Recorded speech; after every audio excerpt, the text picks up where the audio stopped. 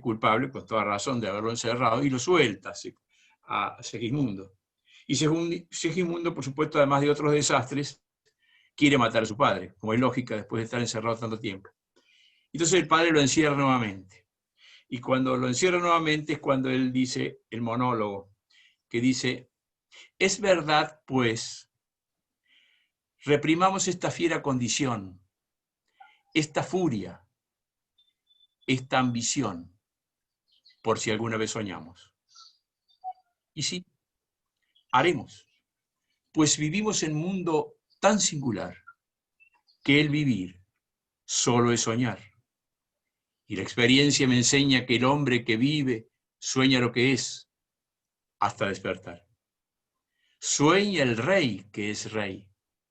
Y en ese engaño vive mandando, disponiendo y gobernando. Y el aplauso que recibe, prestado en el viento escribe, y en cenizas le convierte la muerte, desdicha fuerte. Es que hay quien quiera gobernar sabiendo que ha de despertar en el sueño de la muerte. Sueña el rico en su riqueza. Sueña el pobre que padece su miseria y su pobreza. Sueña el que medrar empieza. Sueña el que agravia y ofende. Sueña el que afana y pretende. Y en la vida, en conclusión, todos sueñan lo que son, aunque ninguno lo entiende.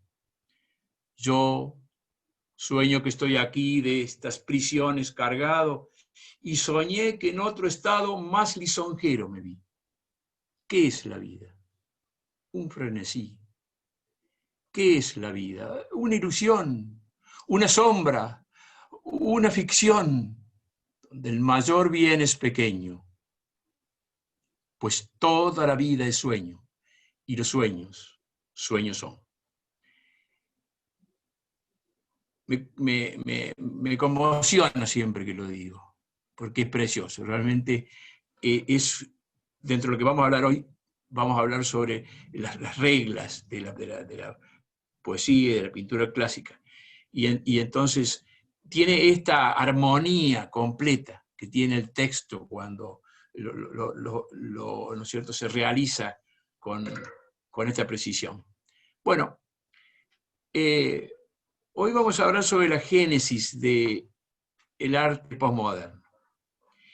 Y lo voy a hacer porque preparo la clase que viene, en la cual voy a hablar de Zygmunt Bauman, el filósofo, el pensador, ¿no es cierto?, que vivió tanto tiempo en Inglaterra y que murió el año pasado. Y quiero preparar un poco para este ciclo de clases que voy a dar sobre filósofos y pensadores que se han referido a nuestra época, como que nos sirvan de brújula en este tiempo tan raro, tan distinto, ¿no es cierto? Saber qué es lo que está pasando, pero no en la apariencia, en lo superior, sino en la profundidad. ¿Qué es lo que está pasando que nos pasa esto? Ese es un poco el curso que voy a seguir. Y como viejo profesor, inventé una trampita, que es contarle un poco la forma en que yo fui estudiando arte, en que estudié la teoría del arte a lo largo de mi carrera y después en toda la vida. Y entonces, a medida que voy contándoles eso, voy entrando dentro del tema fundamental, es cómo llegamos hasta este arte que tenemos hoy en día, ¿no es cierto? Lo principal, se trata de un paneo, de una visión muy rápida, por supuesto, es que vamos a tratar casi todo el arte en una visión aérea, ¿no es así? Pero lo primero que nosotros estudiamos, ¿cómo hago para decir? Aquí está. ¿Cómo pongo la...?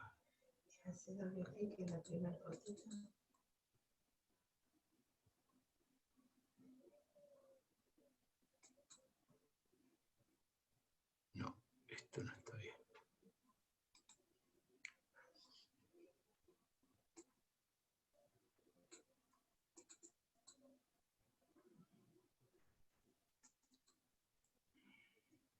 ¿Qué pasa que se encaja? Bien, ahí estamos. Este es un clásico de Andy Warhol, que es un poco el final del camino, pero lo quise poner porque está divina Marilyn Monroe acá. Les decía que lo primero que estudiamos en la facultad fue el arte griego.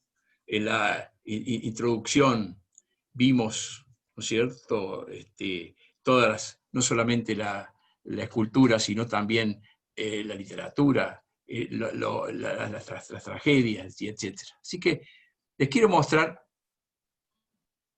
primero una serie de esculturas de la antigüedad y luego vamos a ir avanzando a medida que yo fui estudiando y van pasando ¿no es cierto?, las épocas. Esta es la Venus de Arles. ¿Se acuerdan de Arles, donde vivió Van Gogh? Que vimos que Vincent había vivido, ¿no es cierto?, un tiempo en Arles. Había sido una colonia romana. Y esta es la Venus de Praxíteles, que está en el Museo del Louvre. Para mí, una de las obras más preciosas de la antigüedad. Algunos dicen que es original, otros dicen que es una copia del siglo I, del siglo II, hay una serie de versiones, pero lo que no ha perdido es la belleza. Acá tenemos de Praxíteles también a Hermes, ¿no es cierto?, con el niño Dionisio.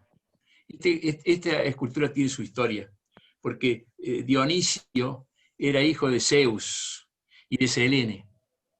Y Selene amaba profundamente, por supuesto, a Zeus, y viene una amiga, si nunca falta una amiga, que le habla muy mal de Zeus, porque le dice lo más terrible, que en realidad no es Zeus, que es alguien que se hace pasar por él. Y entonces la invita a que le haga una prueba, y Selene le pide a Zeus una prueba, ¿no es cierto?, de que es realmente él. Y le dice que use el rayo. Y por supuesto que Zeus le dice, es peligroso, es terrible, pero Selene se lo sigue pidiendo y no usa el rayo. Y Selene queda carbonizada y muere en ese momento. En ese momento Zeus lo quita a Dionisio él sabía que estaba embarazada, lo quita a Dionisio del vientre, ¿no es cierto?, de Selene, y se lo pone en una pierna. Lo lleva ahí hasta que nace. Y cuando nace, se lo da a Hermes, ¿no es cierto? Y acá está Hermes con el niño. Una de las pocas esculturas donde hay un hombre, ¿no es cierto?, con un niño. Normalmente la que está con el niño, como pasa en la vida real, son las mujeres. Así que Hermes, que fue armado muy de a poco, fue encontrado en diversos pedazos. El rey Luis XIV lo adoraba y por eso lo tenía en reproducciones incluso. Está en el Museo de Olimpia en Grecia. Acá está el torso de Belvedere.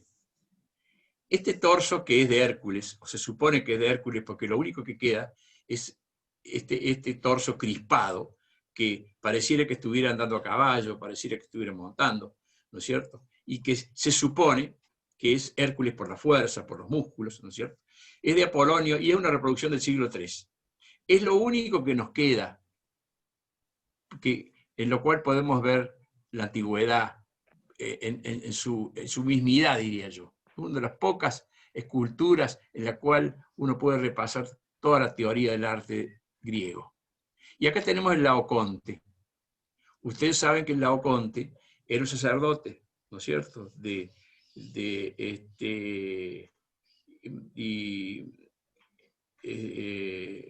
el dios lo castiga diciéndole que lo va a ahorcar, lo va a hacer ahorcar por víboras, y lo va a hacer ahorcar con los dos hijos. Por eso vemos acá el hijo menor, que está desfalleciente, y el hijo mayor que lo mira al padre pidiéndole que lo salve. Las víboras, mientras tanto, lo están envolviendo, ¿no es así? Y acá, este es de Polidoro de Rodas. Son varios escultores que lo realizaron, y esta es una copia del siglo III, que es lo primero que vemos cuando entramos en los museos vaticanos. Se le llamó, ¿no es cierto?, el Laoconte del Belvedere, porque estaba en el patio del Belvedere mucho tiempo. Ahora está realmente muy bien reparado y se lo puede ver ya en el interior del museo. Bueno,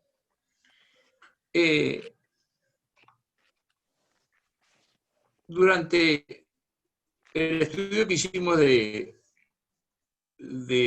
la escultura griega, estudiamos también las normas que había creado Aristóteles, las unidades que había creado Aristóteles para la tragedia.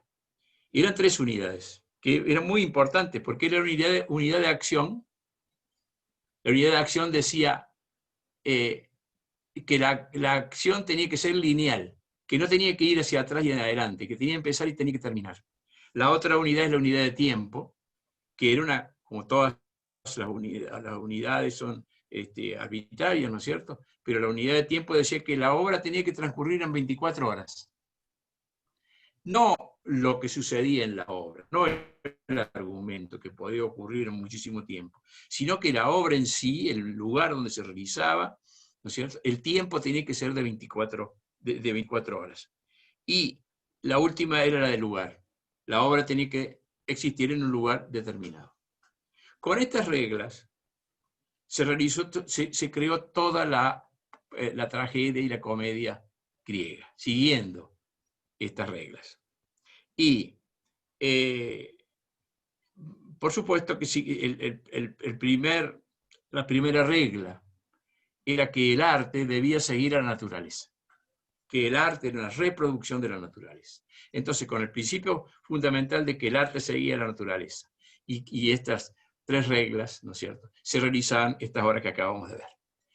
Yo de a poco comprendí en la universidad que era largo, como dice Leonardo, el arte es largo y la vida es corta, y que iba a seguir aprendiendo durante toda la vida, no solamente con lecturas, que por más que fueran muchas, no se aprende todo, ni tampoco solamente viendo las obras.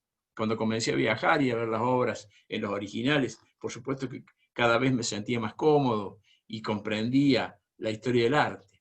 Pero después hubo otro aspecto muy interesante, que quizás fue lo que más me enseñó, que es lo imprevisible. Y una de las primeras cosas que me pasaron imprevisibles en mi aprendizaje del arte fue conocer esta Virgen, que está en el Museo Metropolitano de Nueva York. Yo estaba mirando, la Virgen tiene una cara muy estilizada, esto es del 480, es anterior al Renacimiento, ¿no es cierto? Carlo Crivelli, o sea que en realidad no es la época en que se pintaba así, es un pintor muy novedoso. Y estaba mirando en general el cuadro, y de pronto advertí una cosa que fue la que me advirtió todo, por eso dice la Virgen, el niño y la mosca, porque acá, no sé si la ven, hay una mosca. Acá hay una mosca, con la sombra de la mosca. ¿La ven bien? Resulta que a mí me llamó tremendamente la atención, sencillamente porque nunca había visto ni una mosca ni ningún otro insecto dentro de los cuadros. Me llamó mucho la atención. Y después comencé a mirar ya mejor y advertí que acá hay un pepino, ¿no es cierto? Todas estas manzanas, y abajo, en el pretil, también una serie de arreglos florales. Y entonces advertí una cosa que fue súbita, y a eso que atribuyo mucho en el conocimiento del arte yo, a lo maravilloso, a lo súbito. Descubrí que la vida estaba entrando dentro de la pintura.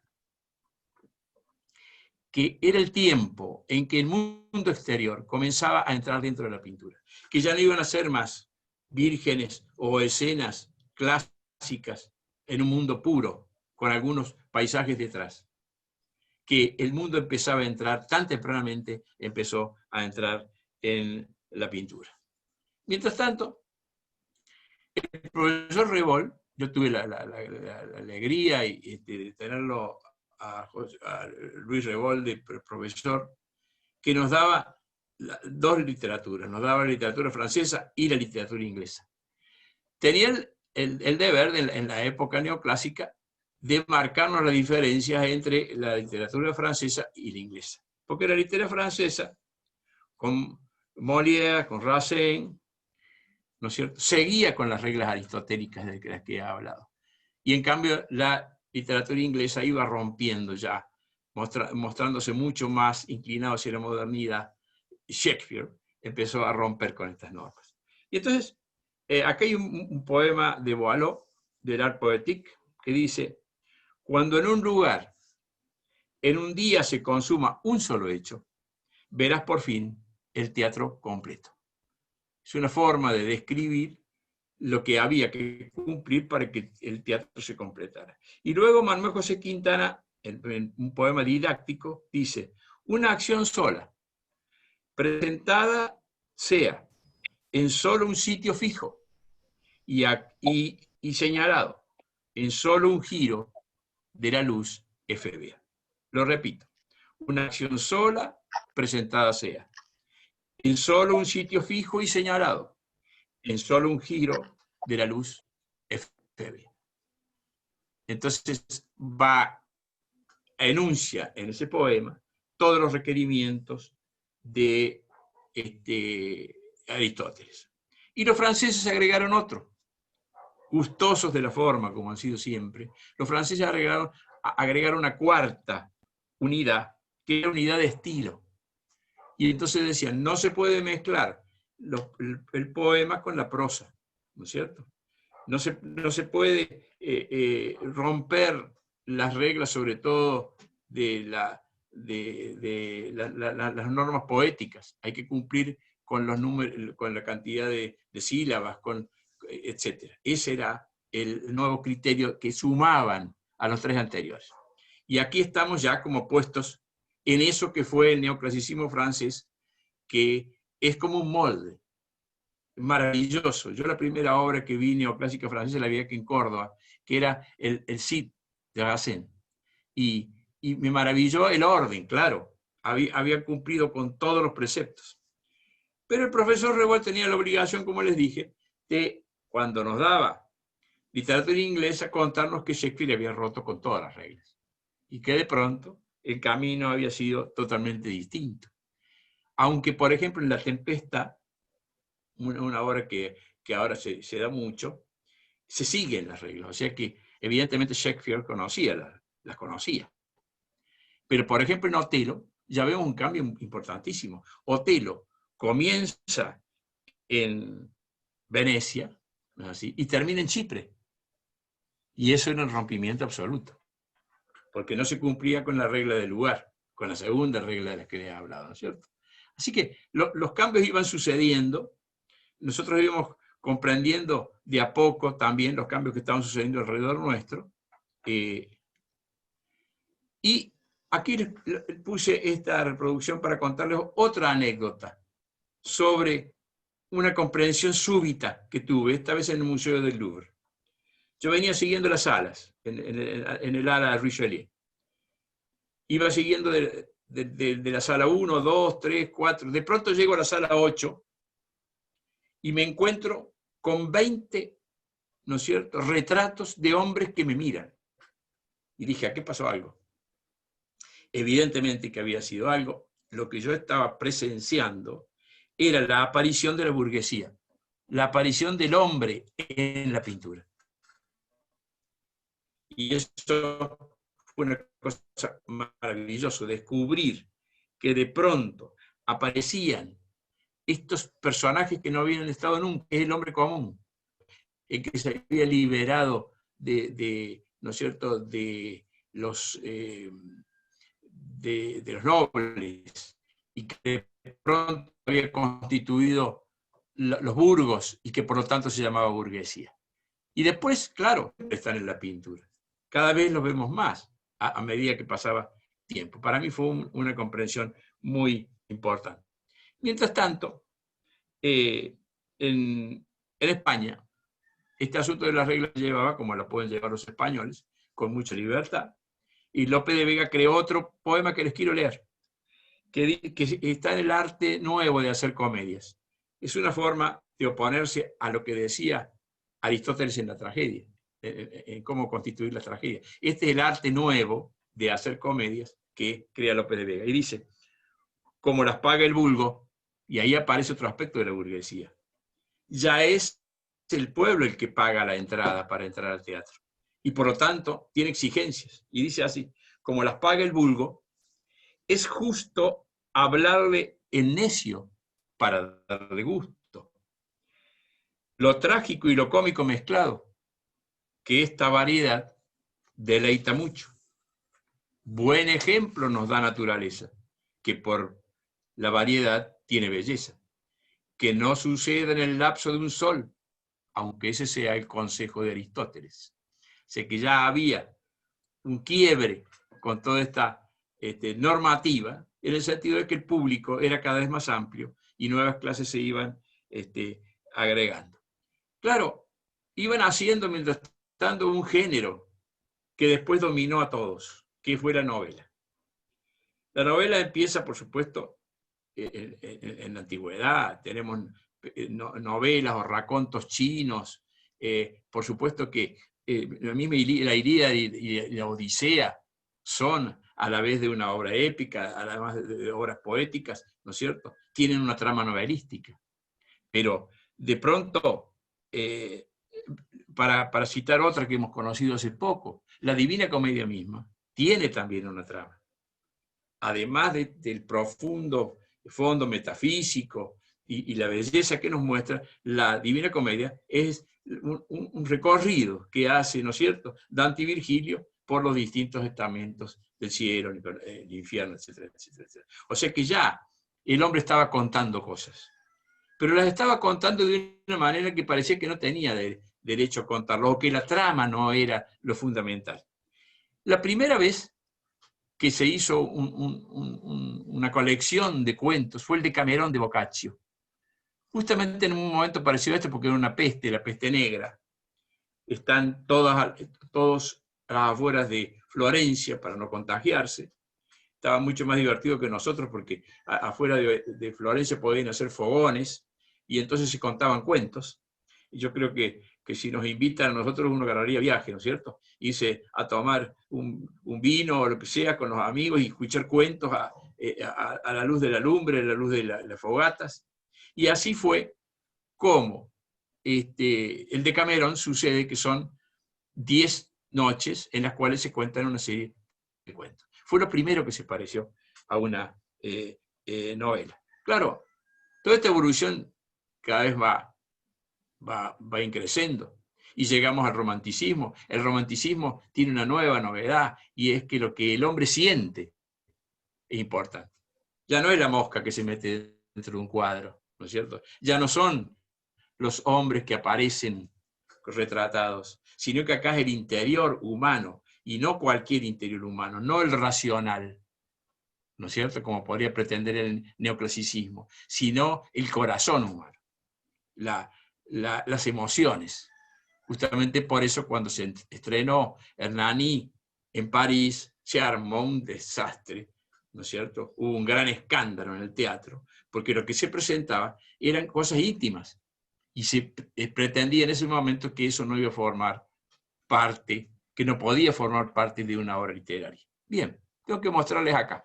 Ahora, a medida que lo que quise es contraponer, evidente, mi juego se ve fácil, ¿no es cierto? Lo que quise hacer es contraponer lo clásico, ¿no es cierto?, y la evolución posterior con el arte moderno. Esta es una cultura de Henry Moore, que está a las afueras de Londres, y está descrita como el entorno de un agujero. El entorno de un agujero. Este es lo que se quiere decir. Porque lo que yo quiero ir probando es que el hombre ha ido, los artistas, ¿no es cierto?, los hombres y mujeres, por supuesto, los artistas, han ido reaccionando de acuerdo a lo que pasaba en el mundo y cambiando sus formas estéticas. Aquí tenemos una de Miró, que está en el Retiro de Madrid. Otra escultura que, si nosotros recordamos todavía, si tenemos en la retina a Praxíteles y miramos esto, evidentemente nos damos cuenta que el mundo cambió. Las obras son reflejo del mundo. Y evidentemente este es un reflejo del mundo moderno.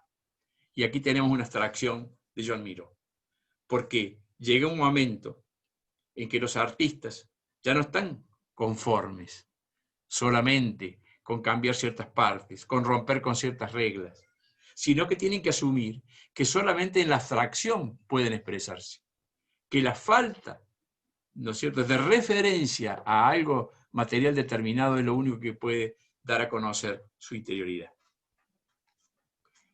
Por supuesto que en algún momento entra la modernidad dentro de la pintura. Este es un póster de Marinetti, que un poco hace la propaganda también de Brindisi. Brindisi es ese puerto del sur de Italia, maravilloso, de donde normalmente antes partíamos para Grecia, ahora hay otros lugares, está Ancona, hay otros lugares por donde salen los ferries a Grecia.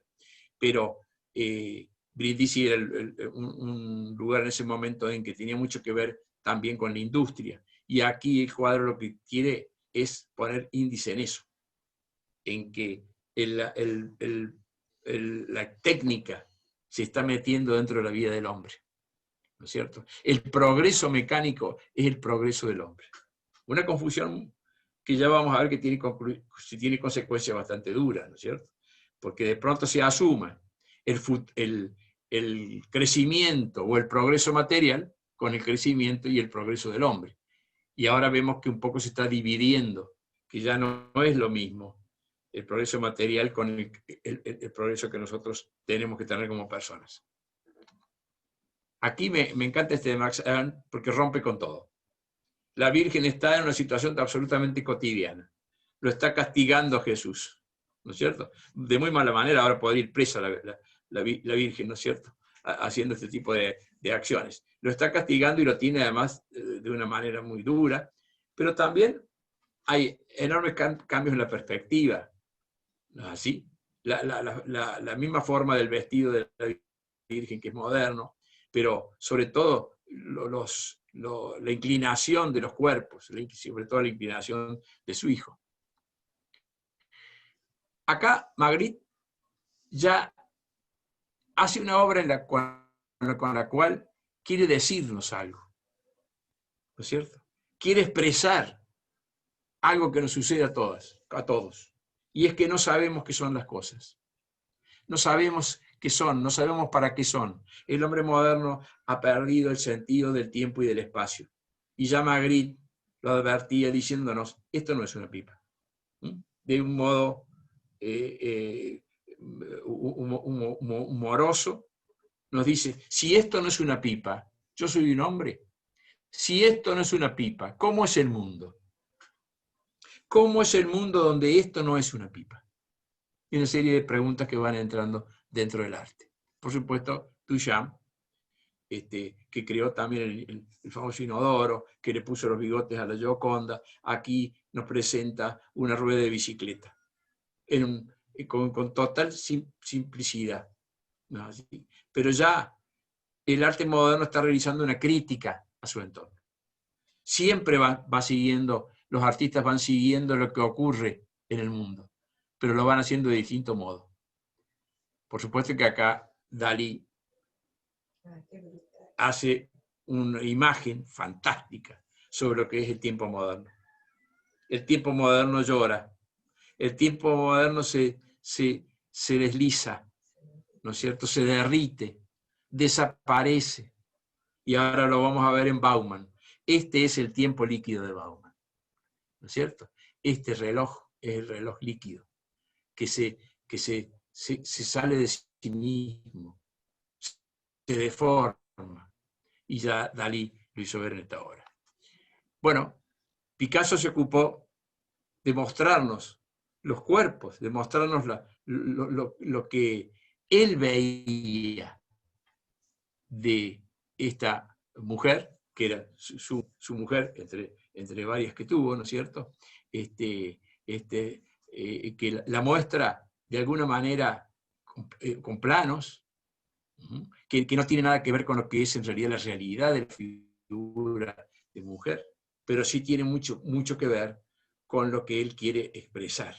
Y aquí tenemos, ¿no?, ya el uso de los colores, el uso de las formas, que va rompiendo en absoluto con todas las normas que veníamos viendo.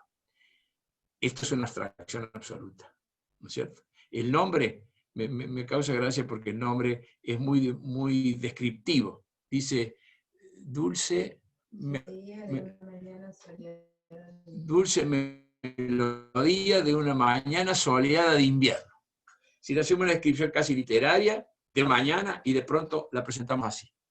Evidentemente hay un rompimiento entre lo que se ve en el exterior y lo que el artista está haciendo en su abstracción. Bellísimo el cuadro de por sí.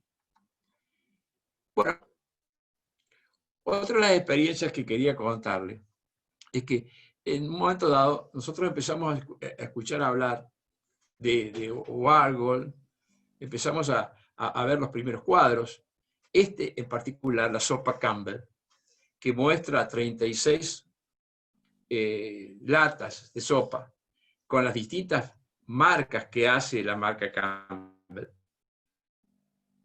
Porque no nos olvidemos que el comienzo de todo esto fue el diseño. Y Andy Warhol fue un diseñador al comienzo.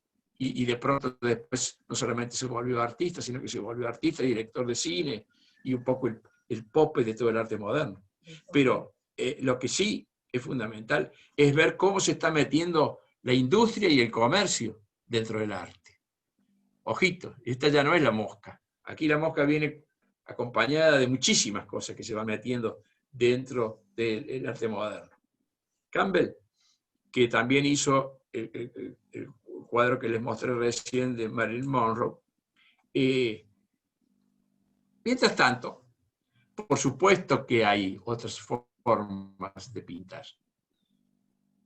y de crear arte. Yo aquí puse un precioso cuadro de Carpani que se llama Desocupados.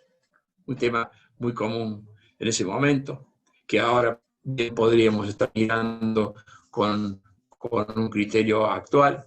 Aquí Carpani, creo que Julio se dedica mucho a Carpani, así que acá podría darnos una preciosa clase sobre esto. Pero les quiero mostrar nada más que al vuelo que había una serie de formas de hacer arte. Este es Berni. Berni también deja entrar lo exterior dentro del cuadro. Aquí se utilizan materiales.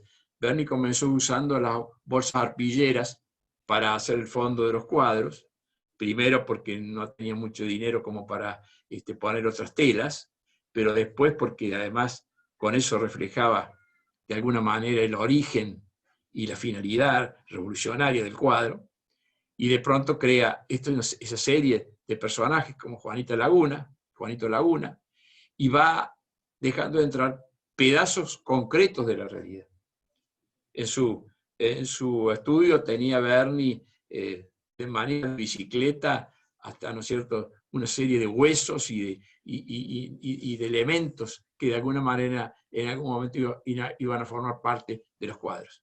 Y por supuesto, para no ser menos, les agregué aquí un cuadro de Alonso, para ver que hay una serie de pintores que sin romper por completo, ¿no es cierto?, van creando formas distintas de figuración. No rompen completamente con la figuración. No se vuelven abstractos, ¿cierto? Pero van creando figuras nuevas. Acá, evidentemente, en este cuadro, el militar que se asoma de arriba está tratando de que no veamos a la dama que está desnuda, ¿no es cierto? Pero además aparece debajo un tigre con la bandera americana, un personaje del medioevo que bien puede ser Rembrandt, que tanto Alonso se dedicó. Pero lo cierto está en que mientras ocurría todo lo de Warhol, nosotros veíamos desde la facultad, había empezado ya las Bienales de Córdoba, que fueron realmente un momento fundamental del arte en Córdoba. Nunca habíamos tenido algo parecido. Llegarnos al pabellón Argentina y ver desplazado prácticamente todo el arte latinoamericano fue una emoción muy importante para nosotros. Pero además, el Instituto Di Tella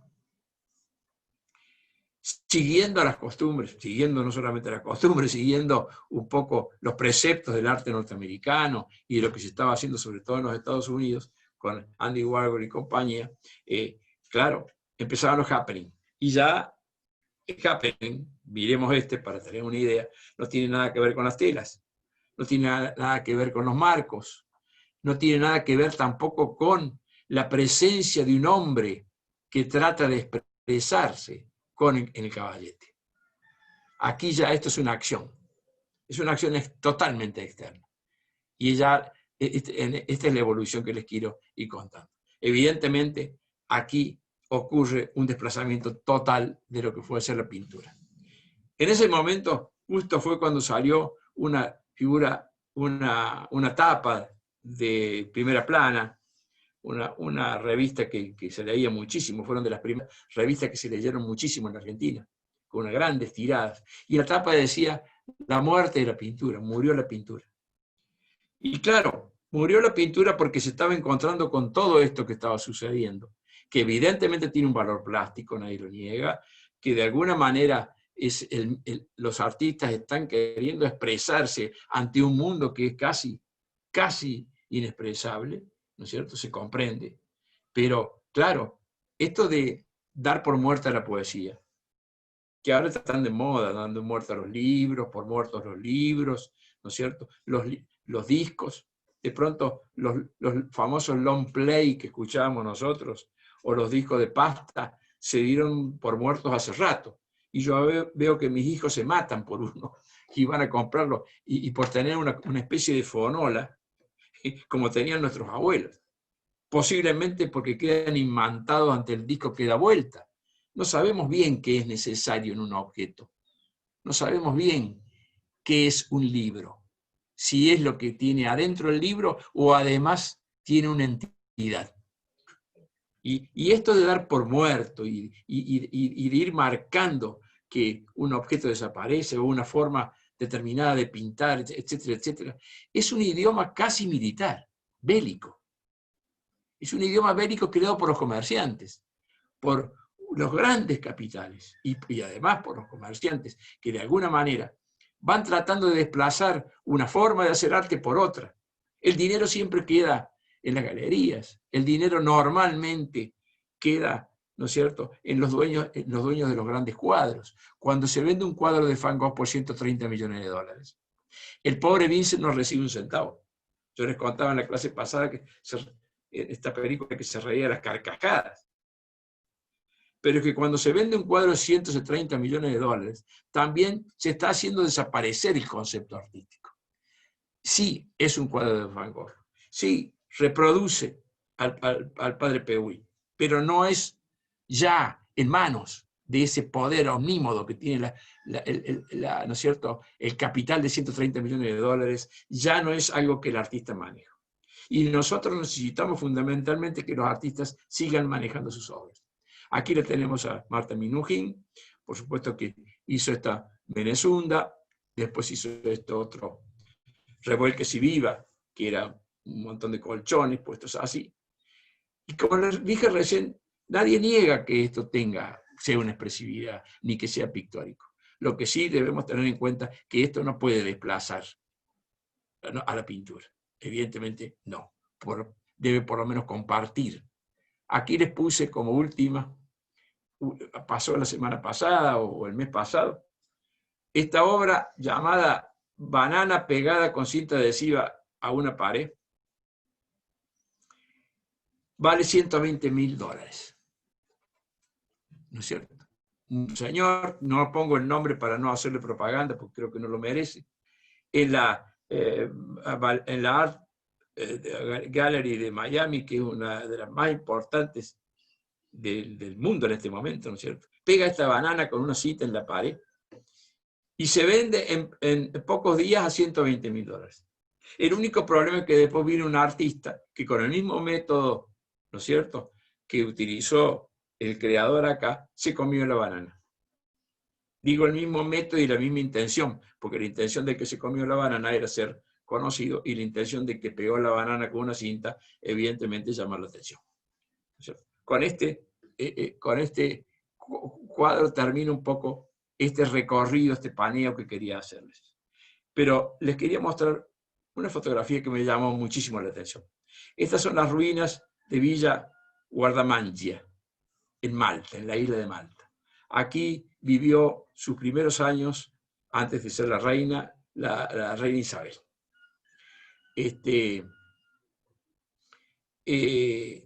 Está totalmente abandonada. La están ahora restaurando. Pero me llamó muchísimo la atención que en un cuarto fueran guardando los pedazos de arte que quedaban tirados tanto en la casa como en el jardín.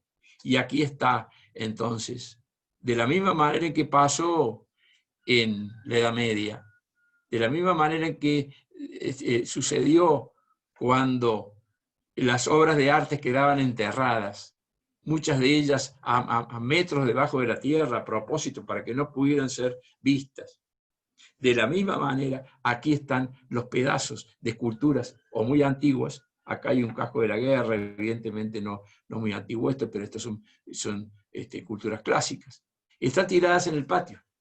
¿Y qué pasa? Se las olvida. Este es el momento en que nos toca vivir. Y es por eso que tenemos que estudiar arte, es por eso que tenemos que tener este tipo de reuniones en las cuales ponemos el acento sobre todo el periodo del arte, ¿no es cierto? Bien. Stop share. Ahí me ven de nuevo. Hay un género dentro de la literatura que estudiamos en la universidad. Ahora que estoy hablando tanto de la facultad, me acuerdo de vos, Olga, ya que tengo una compañera de la facultad, que es la novela, que un poco fue un género que nació con todos estos cambios que ocurrieron a medida que la burguesía se hacía cargo del mundo, que después el proletariado tomaba el manejo de la política, ¿no es cierto? Y así sucesivamente iban habiendo tremendos cambios. La novela es el género que se hizo cargo del mensaje del hombre moderno. Al punto que fue llamado por Hegel la epopeya del hombre moderno. La epopeya del hombre moderno. Así como la epopeya de los griegos había sido la Ilíada y la Odisea, ¿no es cierto? La epopeya del hombre moderno o la épica de la burguesía es la novela. Por eso nos encanta, porque hay movimiento, porque aparece en la novela aparece todo el mundo. Ahí se ha metido dentro del argumento, dentro de los personajes, ¿no es cierto? Se mete la totalidad del mundo y nos ayuda a comprenderlo. Claro, qué difícil es a los artistas, a los escritores, describir el mundo que nos rodea. Para eso tuvo que escribir Marcel Proust, que tiene una visión totalmente distinta del tiempo. Porque obligado por lo que sucedía, obligado por lo que estaba viendo, que era la desaparición del tiempo, ¿no es cierto? Marcel Proust se puso a recordar. Y Kafka, que con la descripción del proceso, ¿no es cierto?, del castillo, nos habla de lo que es la burocracia, de lo que es ese fenómeno estatal que empezaba a ocurrir en el mundo, en el cual nos perdemos. Eso que nos impide el movimiento personal, porque crea una forma de laberinto en la cual el hombre no puede salir. También viene el absurdo, claro. ¿Cómo no iba a venir el teatro del absurdo? Anhuil o Beckett. ¿De qué manera se puede describir esto que sucede en nuestras vidas si no por medio del absurdo? Por medio del teatro del absurdo. Con toda esa forma satírica que tiene de referirse a la realidad. Y aparecen momentos y personajes que están también preparados para describir lo que sucede. Por ejemplo, Gregorio Samsa,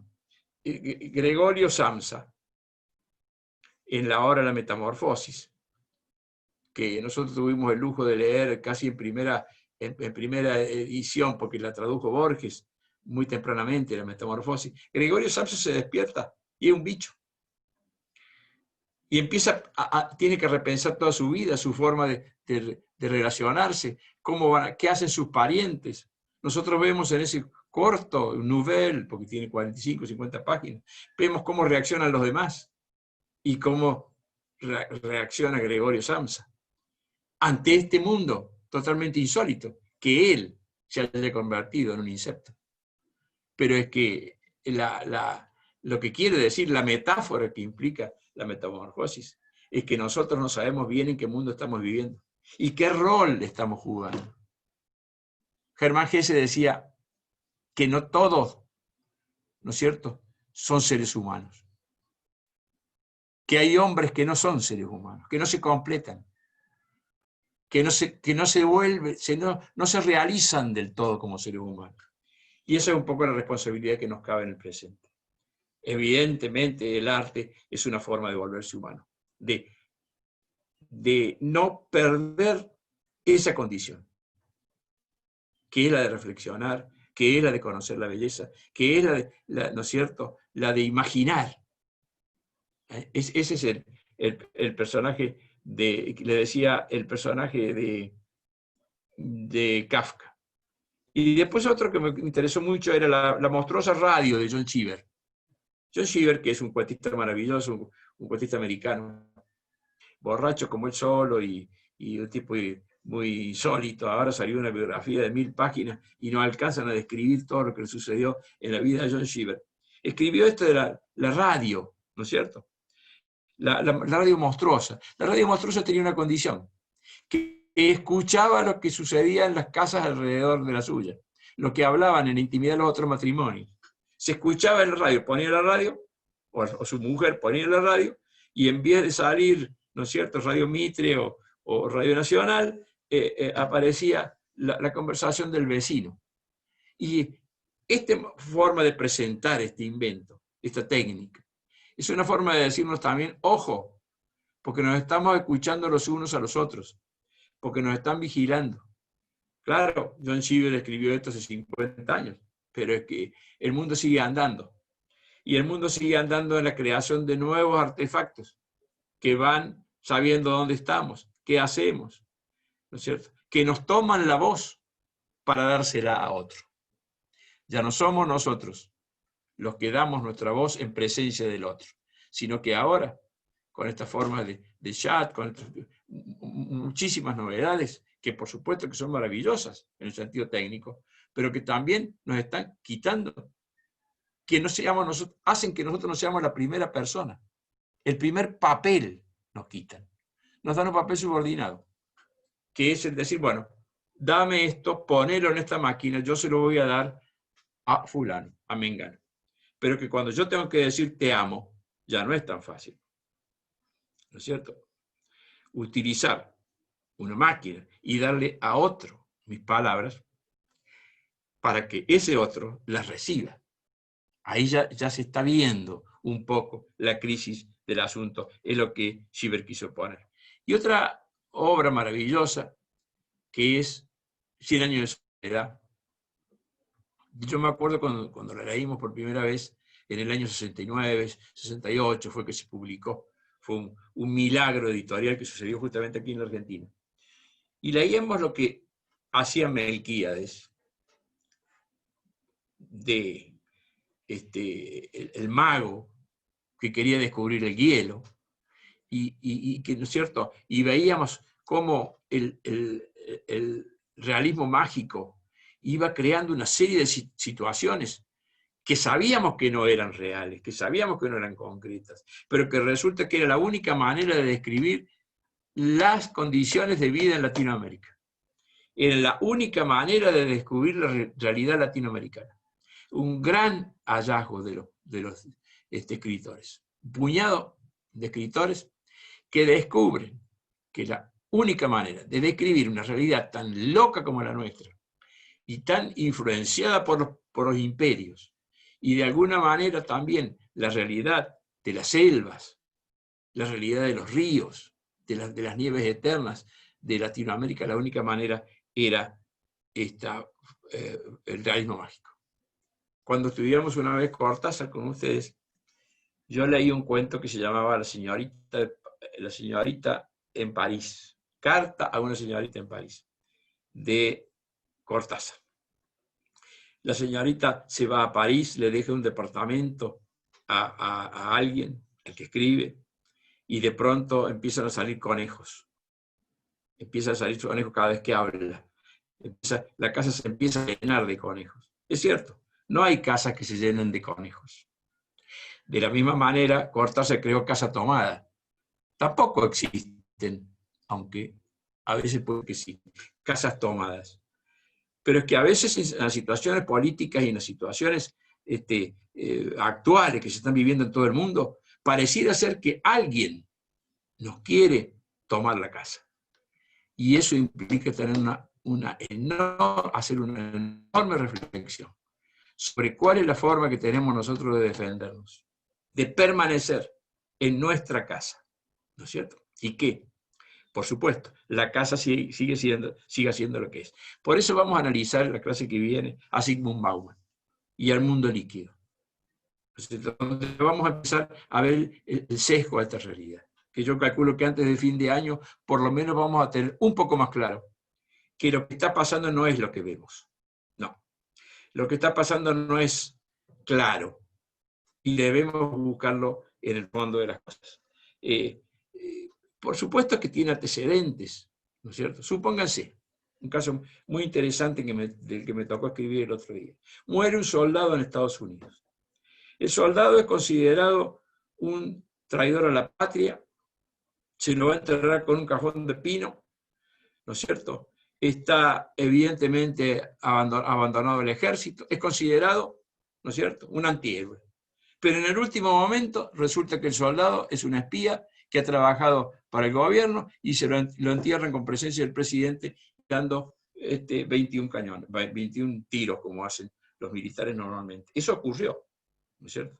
Y también ocurre que de pronto el gran soldado, el que aparece como el jefe de los ejércitos, ¿no es cierto?, el que nos va a liberar o el que va a llevar adelante una guerra como la guerra de Vietnam, resulta que en el fondo y en el momento de morir se descubre que es un atorrante, que no ha hecho más que torturar, que no ha hecho más que, ¿no es cierto?, transgredir a otros pueblos, a otros lugares del mundo. Y entonces, en el último momento de su vida, es un traidor. ¿Un traidor a qué? Un traidor al mundo en el cual queremos vivir. Estos cambios súbitos, ¿no es cierto?, que han sido reflejados, por ejemplo, en novelas como las de 007, que uno cree que son imaginativas, que son artísticas, que de alguna manera narran cosas que no suceden. Pero cada vez vemos más que estamos rodeados de 007. Y ojo, 007 es una espía bastante elegante y buen mozo, ¿no es cierto? Pero que estamos llenos y rodeados de cosas parecidas en este mundo y que esta literatura trata de expresar.